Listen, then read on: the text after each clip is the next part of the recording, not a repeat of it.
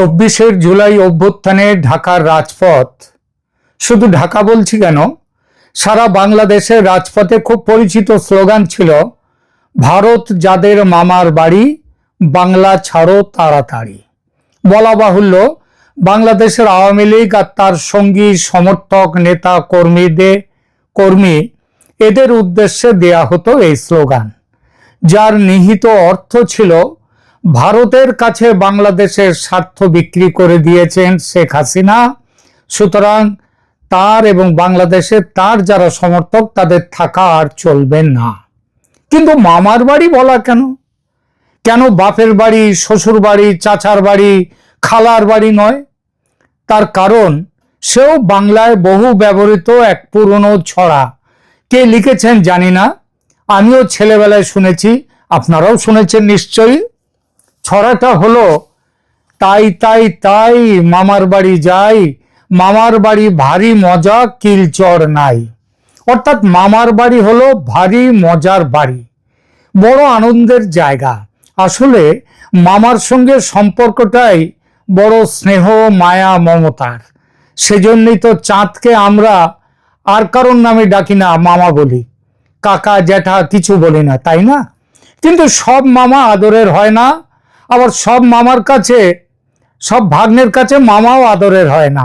মহাভারতের কৃষ্ণের মা ছিলেন দেবকী, আর দেবকীর ভাই ছিলেন কংস। সেই হিসেবে কংস হলেন কৃষ্ণের আপন মামা। কিন্তু এখানে মামা ভাগ্নের সম্পর্ক ছিল সাপ আর নেউলের চেয়েও ভয়ঙ্কর।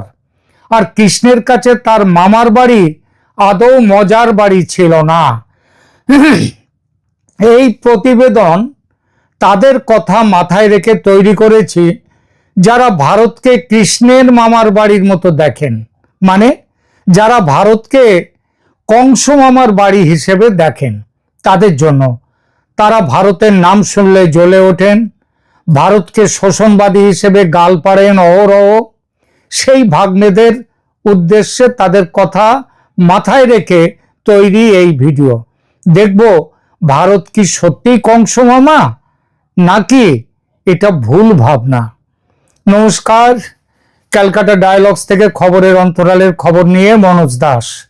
দুদিন আগে একটি প্রতিবেদন করেছিলাম তারেক রহমানকে নিয়ে, বাংলাদেশের প্রধানমন্ত্রী।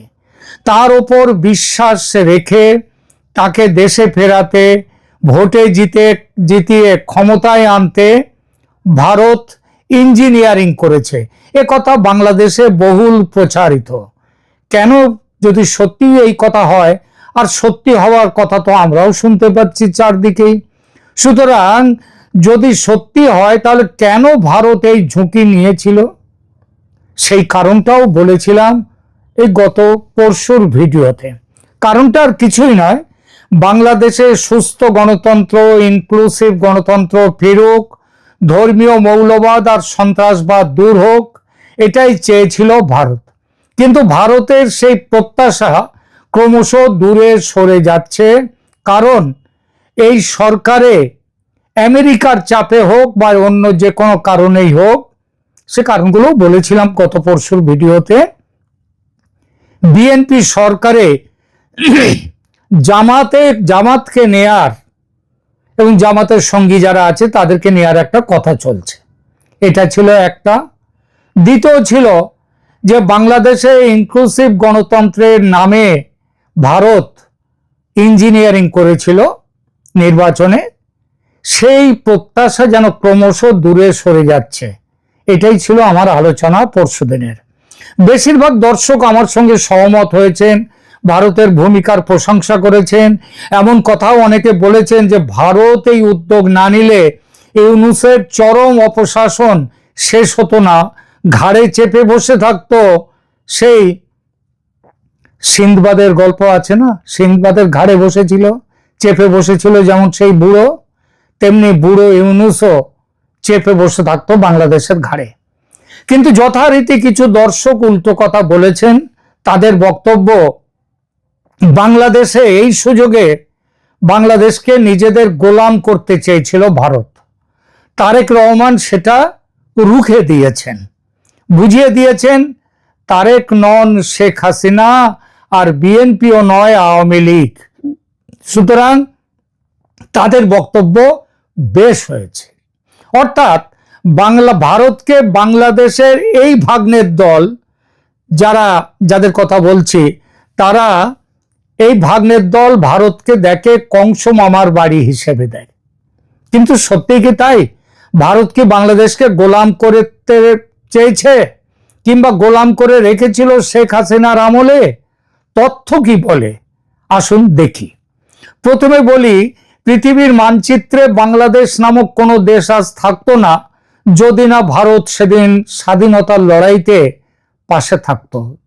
মানে ভারত পাশে না থাকলে আজকের বাংলাদেশ কেউ দেখতে পেত না, এটা পূর্ব পাকিস্তান হয়েই থাকতো। এটা বাংলাদেশের সব ভাগ্নেরাই জানে, মানে এবং বলে। তবে যারা ভারতকে কংস মামা হিসেবে দেখে, তারা বলে ভারত পাশে ছিল পাকিস্তানকে টুকরো করবে বলে, স্বাধীন করবে বলে দেশটাকে নয়। সেটা তো তারা বলবেই, কারণ তারা তো বাংলাদেশের স্বাধীনতাকেই মানতে চায় না, তারা তো আবার পূর্ব পাকিস্তানে ফিরে যেতে চাইছে, তাই না? থাক সে পুরনো কথা, বরং বর্তমানে আসি। বাংলাদেশে নির্দিষ্ট কোনো রাজনৈতিক দলকে ব্যবহার করে দেশটিকে কি শোষণ করতে চেয়েছিল ভারত? তাই আওয়ামী লীগকে না পেয়ে বিএনপির ওপর বাজি ধরেছিল, এবং বিএনপির উল্টো চালে ভারত এখন ঠকে গেছে বলে মোহভঙ্গের কথা উঠছে, স্বপ্নভঙ্গের কথা উঠছে। আজকের এপিসোডে আমরা এই শোষণ তত্ত্বটিকে তত্ত্বের ভিত্তিতে বিশ্লেষণ করব। আমরা দেখব কেন একটি গণতান্ত্রিক ও মৌলবাদ মুক্ত বাংলাদেশ ভারতের জন্য কোনো পুতুল সরকারের চেয়ে অনেক বেশি গুরুত্বপূর্ণ, কেন সেটা আমরা দেখব।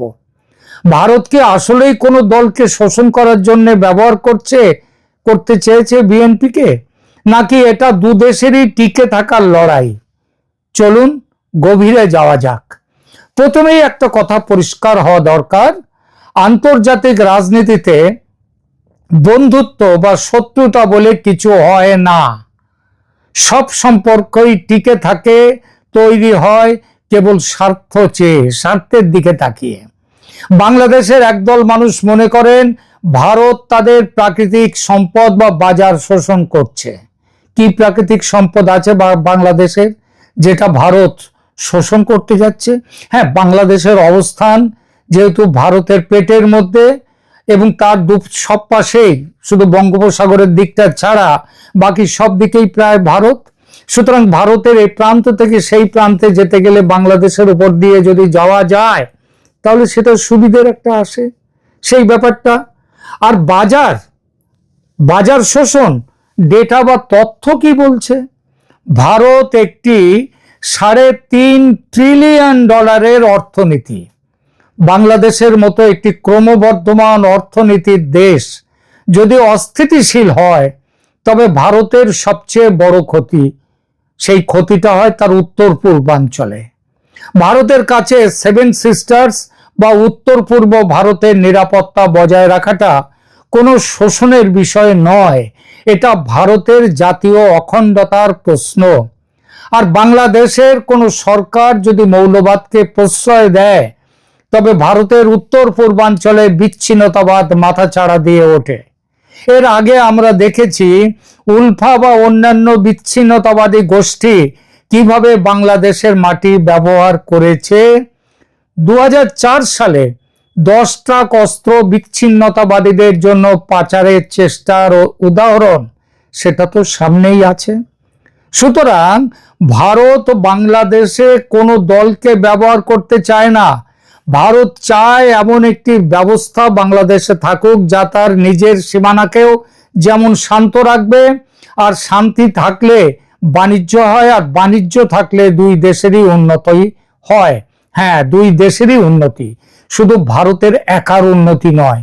প্রশ্ন উঠেছে, ভারত কি কোনো নির্দিষ্ট সরকারের ওপর বাজি ধরেছিল?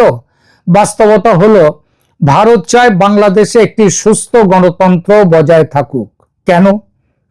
কারণ যখন কোনো দেশে সুস্থ গণতন্ত্র থাকে না, তখন সেখানে উগ্রপন্থা বা মৌলবাদের উত্থান সহজ হয়। ইতিহাস বলে মৌলবাদী শক্তি যখনই ক্ষমতায় এসেছে বা প্রভাব বিস্তার করেছে, তখনই সংখ্যালঘু নিপীড়ন বেড়েছে আর সীমান্ত দিয়ে শরণার্থীর ঢল নেমেছে ভারতে। পাকিস্তান আমলের কথা মনে রাখলে বলা যায় 30% হিন্দু ছিল একটা সময়ে বাংলাদেশে, সেই পূর্ব পাকিস্তানে। সেই 30% হিন্দু পাকিস্তান কেটে যখন বাংলাদেশ স্বাধীন হয়, তখন সেই সংখ্যা নেমে এসেছিল প্রায় 24%, 22 থেকে 23% নেমে এসেছিল।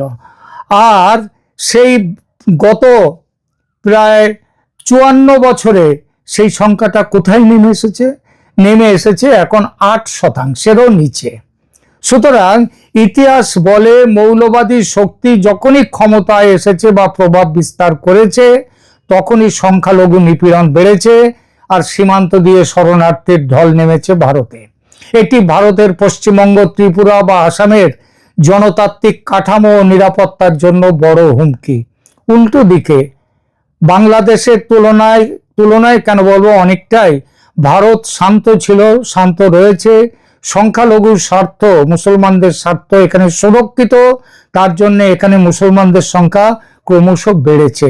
শতকরা সংখ্যাও যেমন, তেমনি মাথাগুন্তির সংখ্যাতেও।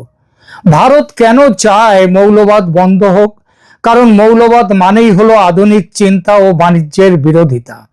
একটি দেশ যদি উগ্রপন্থার দিকে ঝুঁকে পড়ে, তবে সেখানে বিদেশি বিনিয়োগ কমে যায়। বাংলাদেশের অর্থনীতি যদি ভেঙে পড়ে, তবে তার চাপ সরাসরি ভারতে লাগে। পাশের বাড়িতে আগুন লাগলে আমার বাড়িতে তার আঁচ লাগবেই। পুরনো দিনের ইতিহাস তাই বলেছে। সুতরাং বাংলাদেশে সুস্থ গণতন্ত্র থাকাটা ভারতের জন্য অপশন নয়, বরং ভারতের নিরাপত্তা গ্যারান্টি। এবার আসি বাণিজ্যের কথায়। আর হ্যাঁ, সেই জন্য গ্যারান্টির কথাটা বলি বলেই এখানে আরো একটা কথা বলি। সেই জন্যই ভারত চেয়েছে জামাতি ইউনূসের শাসনের পরিবর্তে বিএনপির তুলনামূলকভাবে অনেকটাই ধর্মনিরপেক্ষ দল, দক্ষিণপন্থী হলেও তারা মধ্যপন্থার কাছাকাছি এই দল ক্ষমতায় আসুক, সুস্থ হোক বাংলাদেশের পরিবেশ। এবার আসি বাণিজ্যের কথায়। অনেকে বলেন ভারত বাংলাদেশকে ভারতের পণ্য বিক্রির বাজার বানাতে চায়। সত্যিটা হলো বাংলাদেশের উৎপাদিত পণ্য এখন ভারতে আগের চেয়ে অনেক বেশি রপ্তানি হচ্ছে, কিন্তু ভারতের চেয়ে অনেক বেশি টাকার বাণিজ্য তো বাংলাদেশ করে চীনের সঙ্গে, এবং চীন থেকে তাদের আমদানি শুধুমাত্র অস্ত্র, রপ্তানি কিছুই নেই। কিন্তু তার জন্য কি কোনো প্রশ্ন উঠেছে? একদমই নয়।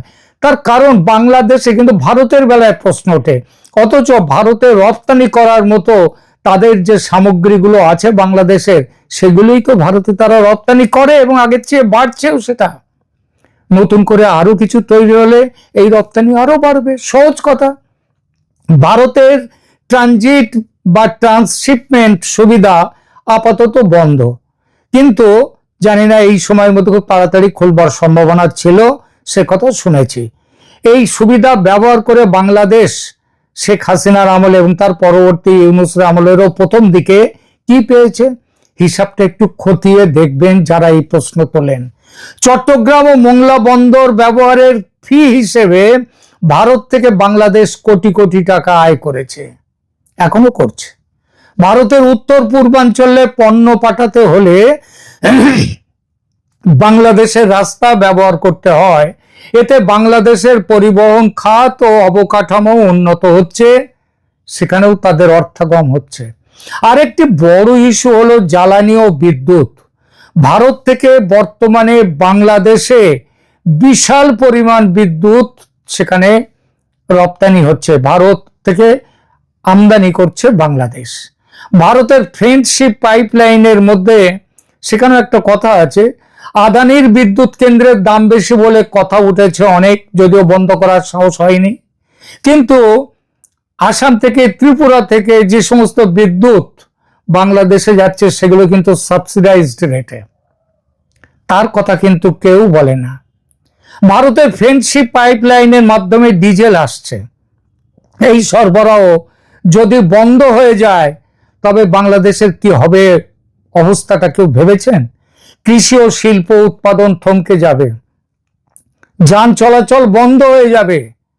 এই যে ইরান যুদ্ধের প্রেক্ষিতে বাংলাদেশের তীব্র এনার্জি ক্রাইসিস, কে দাঁড়িয়েছে এসে ভারতের এই বাংলাদেশের পাশে? চীন না পাকিস্তান না আমেরিকা? দাঁড়িয়েছে কিন্তু সেই ভারত।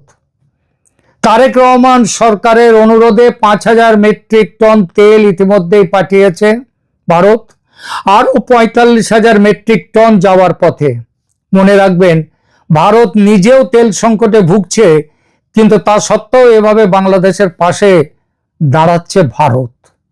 ভারতকে যারা কংস মামার বাড়ি হিসেবে দেখে তারা বলবে এটাও নাকি ভারতের ধান্দাবাজি। সুযোগ বুঝে, পরিস্থিতির চাল দেখে ভারত ভালো মানুষই দেখাচ্ছে। বলতেই পারে, মুখের কথায় তো ট্যাক্স লাগে না, আর ওরা ট্যাক্স নিয়ে তো কোনোদিন বলেনি, যা মনে এসছে তাই বলে।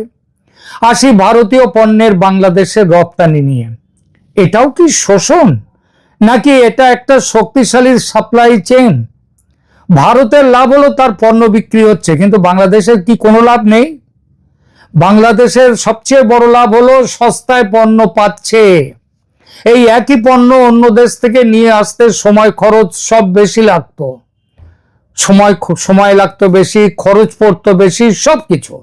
ফলে তো এতে দুই দেশের পক্ষেই একটি উইন উইন পরিস্থিতি। ভারতের মাল বিক্রি হচ্ছে, বাংলাদেশের দরকার সেই মাল সস্তায় পাচ্ছে, কম খরচে পাচ্ছে। ভারতের মেডিকেল ভিসা নিয়ে একটা বিরাট সংখ্যক মানুষ আসে বাংলাদেশ থেকে, আসে বলবো না, আসতো। বর্তমানে এটা একেবারে বন্ধ নয়, তবে খুবই নিয়ন্ত্রিত মেডিকেল ভিসা। আমি জানি একেবারে বন্ধ হয়নি। আমার পরিচিত একজন বাংলাদেশ থেকে, তিনি এখন কলকাতা দিল্লিতে এমসে তিনি চিকিৎসা নিচ্ছেন। তিনি এসছেন, তার সঙ্গে 3 জন তার কম্প্যানিয়ানও এসছেন। এতে করে এরকম এখনো আসছেন, অনেকেই আসছেন, তবে আগের মতো নয়। এতে করে কার বেশি ক্ষতি হচ্ছে বা অসুবিধে? হ্যাঁ, ভারতের যে মেডিকেল ব্যবসা যেটা রয়েছে সেখানে কিছুটা আমদানি হচ্ছে, সেখানেও ইনকাম হচ্ছে, এটা ঠিক কথা। কিন্তু প্রশ্নটা হলো, ভারতের সেইটা না হলেও এই যে গত প্রায় 1 বছরের ওপরে এটা অত্যন্ত কম চলছে, তা থেকে ভারতের এই ব্যবসা মরে গেছে? একদমই নয়। মূল ক্ষতিটা কিন্তু বাংলাদেশের সাধারণ মানুষের, এবং তাদের সেই ক্ষতিটা এতদিন হয়েছিল সেটাও বললাম ওই ইউনূসের অপশাসনের জন্য। তাহলে কিছু মানুষ মনে করে ভারত তাদের কেন শোষণ করছে, এই কথাটা মনে পড়ে। এর উত্তর লুকিয়ে আছে স্থানীয় রাজনীতিতে।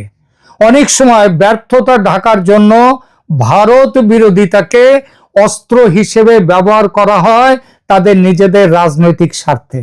বলা হয় ভারত কোনো বিশেষ দলকে, এতদিন বলা হতো আওয়ামী লীগকে, ক্ষমতায় দেখতে চায়, কিন্তু তা নয়। ভারত আসলে চায় এমন একটি সরকার যারা দিল্লির নিরাপত্তা উদ্বেগকে সম্মান করবে এবং তারা তাদের নিজেদের দেশের উন্নতির কথা ভেবে তাদের পদক্ষেপগুলো করবে। ইউনূস সরকার প্রথম দিকে এগুলো ভাবেনি, অন্ধ ভারত বিরোধিতায় মগ্ন ছিল। পরে যখন বুঝলো তখন অনেক দেরি হয়ে গেছে, তখন এখানে ভারতের সাথে সম্পর্ক ভালো করবার চেষ্টায় নেমে এসেছিল। তো যদি কোনো সরকার ভারতের সার্বভৌমত্বের জন্য হুমকি তৈরি করে, তবে দিল্লি কেন তাদের সমর্থন করবে? করবেই না। মনে রাখবেন, 20 কোটি মানুষের একটি প্রতিবেশী দেশ যদি অস্থিতিশীল হয় তবে ভারতের জন্য তা নরকের সমান। কোনো বুদ্ধিমান রাষ্ট্র তার পাশের বাড়িতে আগুন লাগাতে চায় না। তাই ভারতের লক্ষ্য শোষণ নয়, বরং একটি প্রেডিক্টেবল বা স্থিতিশীল প্রতিবেশী, সেইটাই ভারত চায়। পরিশেষে বলতে চাই, ভারত ও বাংলাদেশ একে অপরের ভাগ্য নিয়ে একসাথে জড়িয়ে আছে। বাংলাদেশের জন্ম যেমন ভারতের সহযোগিতা ছাড়া হতো না, তেমনি বর্তমানে বাংলাদেশের অর্থনৈতিক সমৃদ্ধিও ভারতের সাথে সুসম্পর্ক ছাড়া ঘটবে না, ঘটতে পারে না। শোষণের গল্পগুলো শুনতে ভালো লাগলেও অর্থনৈতিক তথ্যের সামনে তা টিকে থাকে না। এই বোধ যদি ইউনূসের 1.5 বছরের পরিস্থিতি দেখার পরও ওই কোনো যারা কংস মামার বাড়ি বলে ভাবে ভারতকে, তারা যদি বোঝেন তবে তার বোধ বুদ্ধি নিয়ে প্রশ্ন কিন্তু থেকেই যায়। দুই দেশের শিক্ষিত সমাজকে বুঝতে হবে যে পারস্পরিক স্বার্থ মানে একতরফা লাভ নয়। বাংলাদেশে যদি শান্তি থাকে, উগ্রবাদ যদি নিয়ন্ত্রণে থাকে, তবেই ভারতের শান্তি বজায় থাকবে। আর শান্তি থাকলেই আসবে প্রকৃত উন্নতি, যেমন ভারতের উন্নতি তেমনি বাংলাদেশের উন্নতি। আজকের এই আলোচনা সম্পর্কে প্রিয় দর্শক, আপনার মতামত কি? তথ্যগুলো কি আপনাকে নতুন করে ভাবতে সাহায্য করলো, কিংবা যাদের কথা ভেবে এই ভিডিওটা তৈরি করেছি, যারা ভারতকে ভাবে কংস মামার বাড়ি, সেই তাদের কি নতুন করে ভাবতে সাহায্য করলো কিংবা করবে? কমেন্ট করে জানান। ভিডিওটি ভালো লাগলে শেয়ার করুন, সাবস্ক্রাইব করুন ক্যালকাটা ডায়ালগস।